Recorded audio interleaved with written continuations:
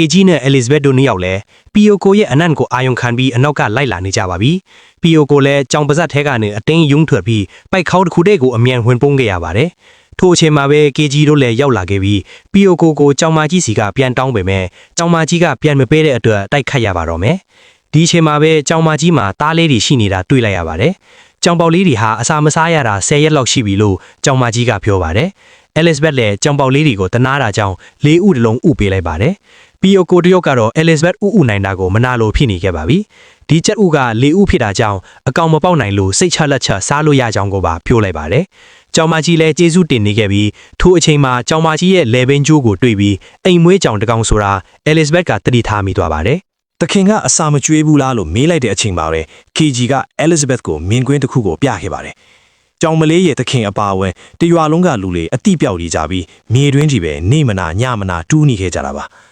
ထိုအချိန်မှာကြောင်မလေးကအခြေအနေကိုပြောပြလာခဲ့ပါတယ်။ရွာသားတွေကိုစိတ်ညှို့ပြီးမိစ္ဆာကမြေထူးခိုင်းထားတာဖြစ်ပြီးရွာပြည်ကအင်ကြီးတစ်လုံးထဲမှာဒီမိစ္ဆာနေချောင်းကိုပါတိလိုက်ရပါတယ်။ကလေးတချို့ကိုလည်းထိုမိစ္ဆာကဂိုးတောင်တစ်ခုတည်းအစာမကျွေးပဲပိတ်ခလားတယ်လို့ကြောင်မကြီးကဆက်ပြောနေချိန်မှာပဲအတန်တစ်ခုကြားလိုက်ရပါတယ်။တစ်ဖက်မှာတော့ဆိုင်ဆိုတဲ့ကောင်လေးတစ်ယောက်ကဥဆောင်ပြီးဂိုးတောင်ကြီးတဲ့ကဖောက်ထွက်ဖို့ကြိုးစားနေကြပါတယ်။ကလေးတွေအပြင်ရောက်တဲ့အချိန်မှာတော့စိတ်ညှို့ခံထားတဲ့ရဲနှစ်ယောက်ကတနက်နဲ့ပြစ်ဖို့ချိန်နေတာကြောင့် Elizabeth ကပဲအနောက်ကနေလျှက်စစ်နဲ့ရှော့တိုက်ပေးလိုက်ပြီးကလေးတွေကိုကယ်တင်ပေးလိုက်ရပါတယ်။နောက်တော့ဆိုင်ဆိုတဲ့ကောင်လေးကသူ့အိမ်ကိုခေါ်သွားခဲ့ပါတယ်။ပျော်ပျော်ပါပါစားတော့ကြပြီးတဲ့အခါမှာတော့ Elizabeth ကသူတို့ဟာမိစ္ဆာနှိမ်နှင်းသူတွေဖြစ်ပြီးရွာကမိစ္ဆာအကြောင်းကိုကလေးတွေကိုမေးခဲ့ပါတယ်။ဆိုင်ဆိုတဲ့ကောင်လေးကတော့မိစ္ဆာကသူတို့ကိုအချိန်ပြည့်ဂိုးတောင်နဲ့ပိတ်ထားတာကြောင့်တိတ်မတိဘူးလို့ပဲဖြေခဲ့ပါတယ်။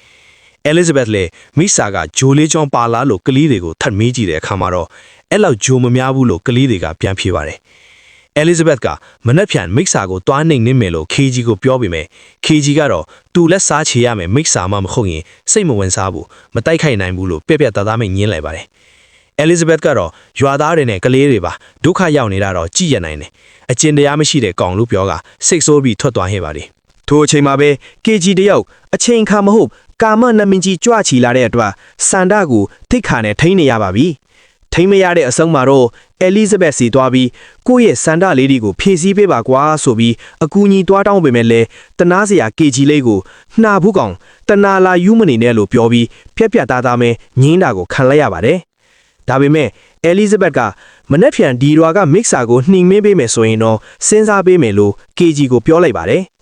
KG တယောက်ကတော့မနှက်ဖြန်မိစ္ဆာကိုအသေးစော်မယ်ကွာဒီဖြစ်သွားတာပါ။ Elizabeth ရဲ့အမိန့်နဲ့ဒီညတော့နှာဘူးပေါင်တယောက်အိမ်သားတဲ့ဝီအိတ်ခဲ့ရပါပြီ။မနှက်မိုးလေးနဲ့အခါမှာတော့စိုက်တယောက်ပျောက်နေခဲ့လို့ Elizabeth လည်းစိတ်ပူနေခဲ့ရပြီးမိစ္ဆာအိမ်ကိုတွားတယ်ဆိုတာပါသိလိုက်ရပါတယ်။ Elizabeth လည်းကလေးလေးကိုထပ်မေးကြည့်တဲ့အခါမှာတော့ဒီဘလူးကစိုင်ဆိုတဲ့ကောင်လေးရဲ့အဖေဆိုတာကိုသိလိုက်ရပါတယ်။တစ်ဖက်မှာတော့စိုင်တယောက်မိစ္ဆာဖြစ်နေတဲ့သူ့အဖေနဲ့တွေ့ပြီးဒါမျိုးတွေဆက်မလို့ဖို့တောင်းပန်နေချိန်မှာပဲသူတို့သားဖာရဲ့အတိတ်ကိုပြန်မြင်ခဲ့ရပါတယ်။စိုင်ရဲ့အဖေကလောင်းကစားတယောက်ဖြစ်ပြီးအမြဲမူးယူနေပေမဲ့သူ့ရဲ့အိမ်မက်ကတော့လောင်းကစားတွေနိုင်ပြီးသူတို့သားဖာနှစ်ယောက်ချမ်းချမ်းသာသာနေနိုင်ဖို့ပါ။စိုင်ကလောင်းကစားတွေဆက်မလို့ဖို့အမြဲသားနေပေမဲ့သူ့အဖေကတော့တားမရခဲ့ပါဘူး။တနေ့မှာတော့လောင်းကစားရှုံးပြီးမူးယူယူနဲ့ပြန်လာချိန်မှာပဲချုပ်ကန်းပါတစ်ခုကိုခြေချော်ချပြီးအမှတ်မထင်ပဲဒီငါးအောင်တချို့နဲ့မြေပုံတစ်ခုကိုရခဲ့ပါတယ်။သူမြေပုံကိုလစ်လာကြည့်တဲ့အချိန်မှာတော့ဒီရွာနာဝင်းချင်မှာရှေးခေတ်ဓာပြက်ဒီကရွှေဒီကိုမြုပ်ထားခဲ့တာကိုသိလိုက်ရပါတယ်။ယခုခေတ်ဈေးနဲ့ဆိုဘီလီယံချီတန်တာကြောင့်သူလဲဝမ်းတာပြီးရွာသူရွာသားတွေတားနေတဲ့ကြားက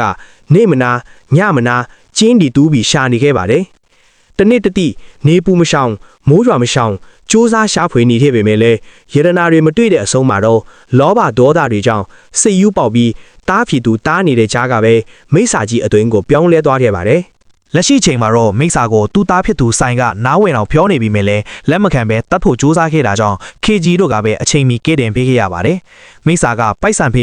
းပဲအော်နေခဲ့ပြီးသူ့ရဲ့တတိယမျက်လုံးကိုဖွင့်လိုက်တဲ့အခါမှာတော့အကြည့်ချင်းစုံမိသွားတဲ့ PO ကိုလေးကတော့အတိမဲ့ပြီးနှုတ်သီးနဲ့မြေတွေတူးနေခဲ့ရပါပြီ။ နောက်တော့မိတ်ဆာကရုတ်တရက်တိုက်ခိုက်တာကြောင့်အဲလစ်ဘက်လည်းရှောင်လိုက်ပြီးလျှက်စစ်နဲ့ short တိုက်ပေးလိုက်ပါတယ်အငိုက်မိနေတဲ့မိတ်ဆာကို KG ကအလစ်တိုက်ခိုက်ပေးမဲ့လဲမိတ်ဆာကအသာအရပဲကာကွယ်ခဲ့ပါတယ်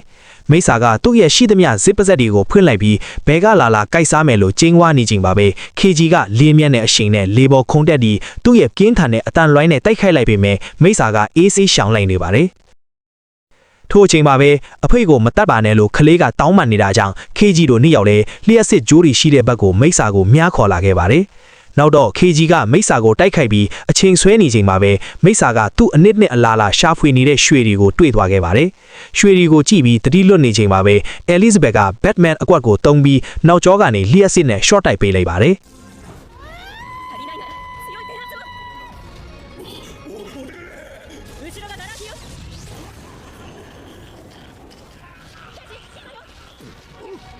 ဒီအချိန်မှာပဲ KG ကလည်းသူ့ရဲ့အပြင်းစားအတန်လွိုင်းနဲ့မိတ်ဆာကိုအဆုံးသတ်နိုင်ခဲ့ပါတယ်။ထို့အချိန် PO ကိုအပါဝင်ရွာသူရွာသားအားလုံးလည်းအတိပြန်ဝင်လာကြပြီမဲ့ KG ကတော့မပြောနိုင်ပါဘူး။ Elizabeth စီပြေးပြီးဂတိနော်လို့ပြောလိုက်ပြီးမဲ့မမတ်မိတော့ဘူးဆိုတဲ့စကားနဲ့မိမတွေရဲ့လက်စားခြင်းကို KG တယောက်ကောင်းကောင်းကြီးခံစားလိုက်ရပါပြီ။ဒါကြောင့်မှွန်သွားတဲ့ KG လည်းဒါတွေအားလုံးကမင်းကြောင့်ဆိုကခလီရဲ့အဖေကိုပဲဒေါသတွေပုံချပြီးတတ်ဖို့လုပ်ပါတော့လေ။ဆိုင်ကသူ့အဖေကိုတတ်မတာဘူးတားပေမဲ့လည်းမှွန်နေတဲ့ KG ကတော့တားမရပါဘူး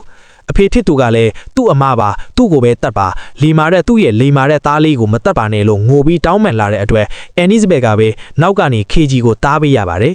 နောက်တော့ Elizabeth လည်းဆိုင်ရဲ့အဖေကိုဆုံးမခဲ့ပြီးဆိုင်ကိုလည်းစူးစမ်းကိုမှာဟဲ့ကလွှဲထွက်လာခဲ့ပါတယ်လမ်းရောက်တော့ Elizabeth က KG ရှင်ဒီနဲ့တက်ခိုက်တာအယမ်းမိုက်တယ်လို့ချီးကျူးလိုက်ပါတယ်KG လည်းဒါကအချစ်စေးရဲ့စွမ်းအားကြောင့်ပါဆိုပြီးအကြံစိုးကြီးနဲ့ကတ်လာတာကြောင့် Elizabeth က KG ရဲ့ဘောကိုဖျက်ကန်ပေးလိုက်တာကြောင့်ကာမနတ်မင်းကြီးတော့နတ်ပြေပြန်ကြွသွားရပါပြီ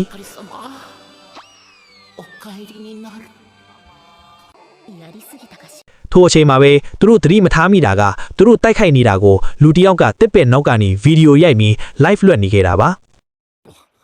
これはバズるぞ。